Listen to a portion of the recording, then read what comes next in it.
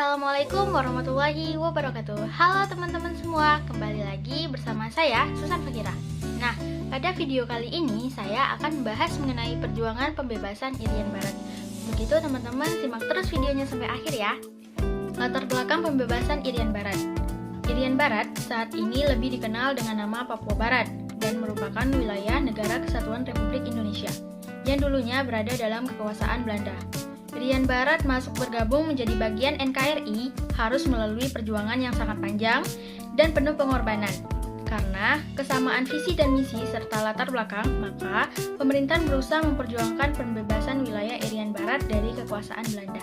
Indonesia dan Belanda beberapa kali terlibat dalam perundingan masalah Irian Barat yang tidak ingin dilepaskan oleh Belanda, termasuk pada saat perundingan konferensi Meja Bundar pada tahun 1950.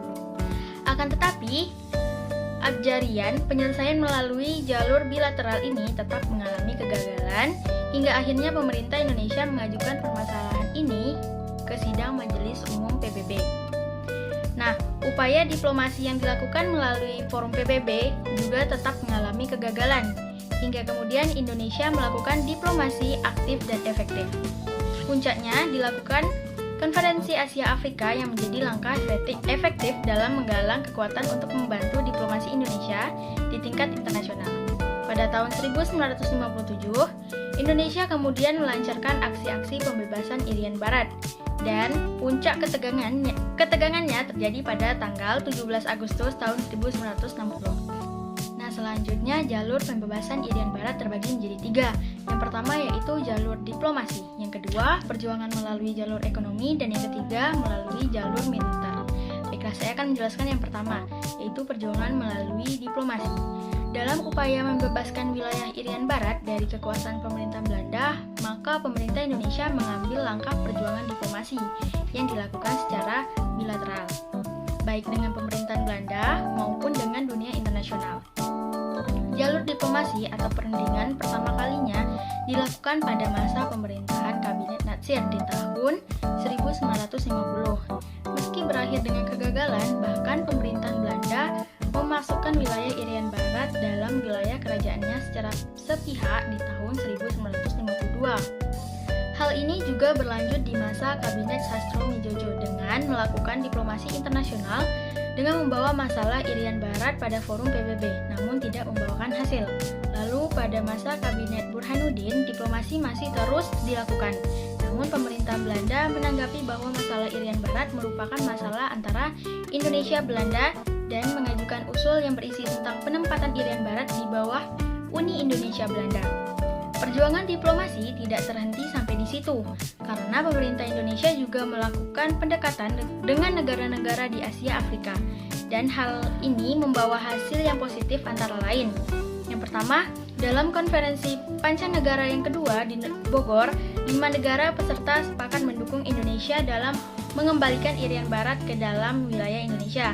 Yang kedua, dalam konferensi Asia Afrika, para peserta mengakui bahwa wilayah Irian Barat merupakan bagian dari Negara Kesatuan Republik Indonesia.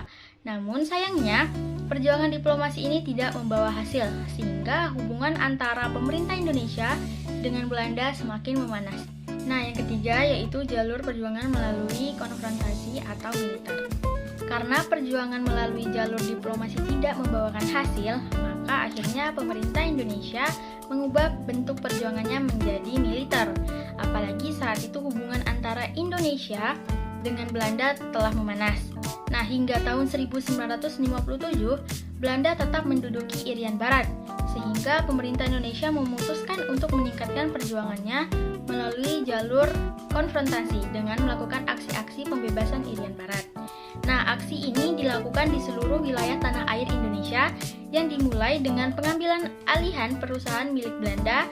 Perusahaan-perusahaan milik Belanda yang diambil alih oleh bangsa Indonesia pada bulan Desember tahun 1957 antara lain yang pertama yaitu ada NHM yang sekarang menjadi Bank Dagang Negara, yang kedua ada Bank Eskomto di Jakarta, dan yang ketiga ada perusahaan Philips dan KLM.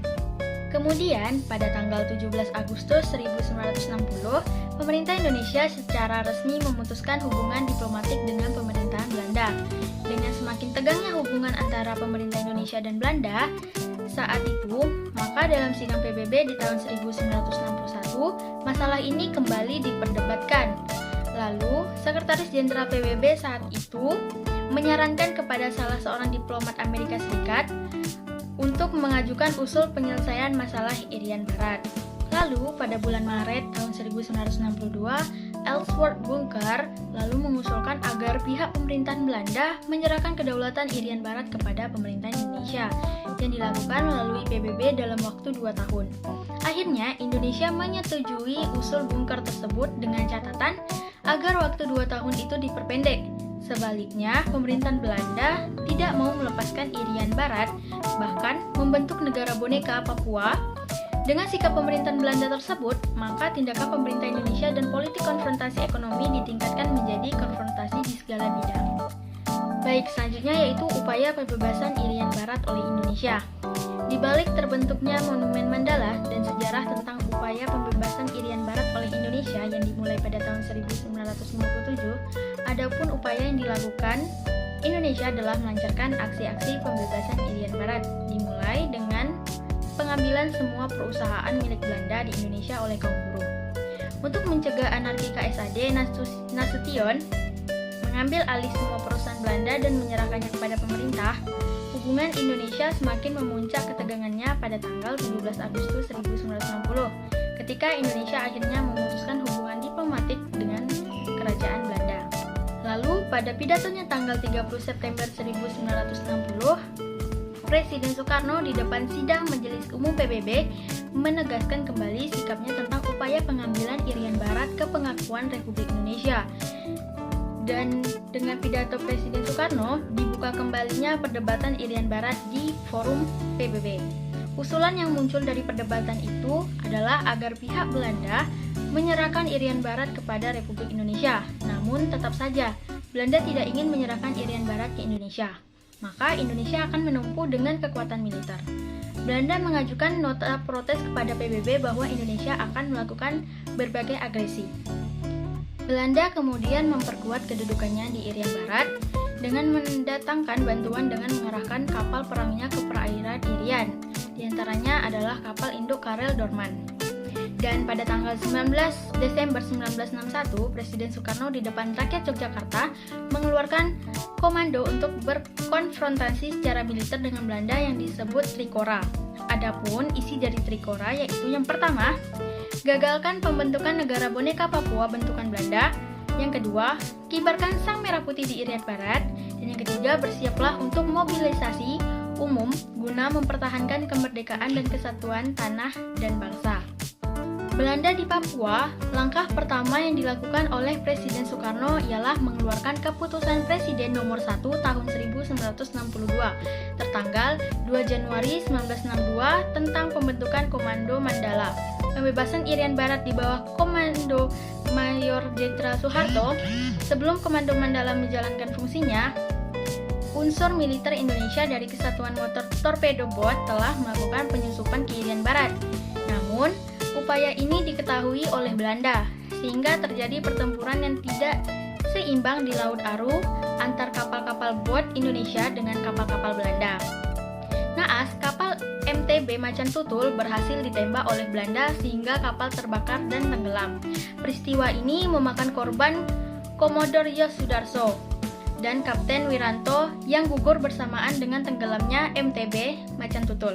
Pemerintah Belanda pada mulanya menganggap enteng kekuatan militer di bawah Komando Mandala. Belanda menganggap bahwa pasukan Indonesia tidak akan mampu melakukan infiltrasi ke wilayah Irian. Namun, ketika operasi infiltrasi Indonesia berhasil merebut dan menduduki kota Teminan Buan, Belanda terpaksa bersedia kembali untuk duduk berunding guna menyelesaikan sengketa Irian. Tindakan Indonesia membuat para pendukung Belanda di PBB menyadari bahwa tuntutan pimpinan Indonesia bukan suatu yang main-main. Nah, di sisi lain, pemerintahan Amerika Serikat juga menekankan kepada pemerintahan Belanda untuk kembali berunding, agar Amerika Serikat dan Uni Soviet tidak terseret dalam suatu konfrontasi langsung di Pasifik Barat Daya. Amerika Serikat juga punya kepentingan dengan kebijakan politik luar negerinya untuk membendung arus komunis wilayah ini. Akhirnya, pada tanggal 15 Agustus 1962, ditandatangani perjanjian antara pemerintah Indonesia dengan pemerintah Belanda di New York. Hal ini dikenal dengan Perjanjian New York. Hal pokok dari isi perjanjian itu adalah penyerahan pemerintahan di Irian dari pihak Belanda ke PBB. Untuk kepentingan ini kemudian dibentuklah UNTEA yang kemudian akan menyerahkan Irian Barat ke pemerintah Indonesia sebelum tanggal 1 Mei 1963. Nah, berdasarkan perjanjian New York, pemerintah Indonesia punya kewajiban untuk menyelenggarakan penentuan pendapat rakyat yaitu PPRA di Irian Barat sebelum akhir 1969. Dengan ketentuan, kedua belah pihak harus menerima apapun hasil dari PPRA tersebut. Tindak lanjut berikutnya adalah pemulihan hubungan Indonesia-Belanda yang dilakukan pada tahun 1963 dengan membuka kembali kedutaan Belanda di Jakarta dan kedutaan Indonesia di Den Haag. Sesuai dengan perjanjian New York, pada tanggal 1 Mei 1963, secara resmi dilakukan penyerahan kekuasaan pemerintah Irian Barat dari UNTEA kepada pemerintah Republik Indonesia di Kota Baru, Polandia, Jayapura. Kembali Irian ke pangkuan Republik Indonesia, berakhirlah perjuangan merebut Irian Barat. Sebagai tindak lanjut dari perjanjian New York, pemerintah Indonesia melaksanakan tugas untuk melakukan penentuan pendapat rakyat atau yang kita kenal dengan PPRA. Pemerintah Indonesia menjalankan dalam 3 tahap. 3 tahap ini sukses dijalankan oleh pemerintah Indonesia dan hasil dari PPRA kemudian dibawa oleh Duta Ortiz Sanz ke New York untuk dilaporkan ke Sidang Umum Dewan Keamanan PBB. Lalu pada tanggal 19 November 1969, Sidang Umum PBB yang ke-24 menerima hasil PPRA yang telah dilakukan Indonesia karena sudah sesuai dengan isi perjanjian New York. Sejak saat itulah Indonesia secara de jure dan de facto memperoleh kembali Irian Barat sebagai bagian dari NKRI. Baiklah teman-teman, itu dia tadi pembahasan singkat mengenai perjuangan pembebasan Irian Barat. Apabila ada kesalahan dalam penyampaian materi saya dan perkataan saya, mohon dimaafkan. Untuk itu, saya akhiri dengan wassalamualaikum warahmatullahi wabarakatuh. Sampai jumpa di video-video selanjutnya.